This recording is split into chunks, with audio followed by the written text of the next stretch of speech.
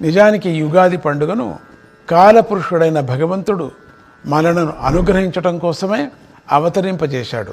ఈ యుగాదిని మనకు పంచాంగమనే ఒక వరం ద్వారా అనుగ్రహించాడు. పంచాంగంలో కాలపురుషుడైన భగవంతుడు ప్రజలందరికీ తగినట్లుగా ఫలాఫలాను రాసి అనుగ్రహించాడు. కనుక వాటిని తెలుసుకోవటం వల్ల మనకు కాలం యొక్క తీరు తెన్నెలు తెలుస్తాయి. అంటే ఏ సమయంలో ఏ పనులు చేయాలి, ఏ పనులు చేయకూడదు అనే విషయాలు తెలుస్తాయి, శుభాశుభాలు తెలుస్తాయి. ఇలా పంచాంగం చెప్పిన ప్రకారం నియమాలను ఆచరించిన వాడికి కాలం విలువ తెలుస్తుంది. ధనానికి సంబంధించిన ఆదాయ వ్యయాల గురించి తెలుస్తుంది. సమస్థితి అలవడి అతడు ధైర్యంగా జీవిస్తాడు.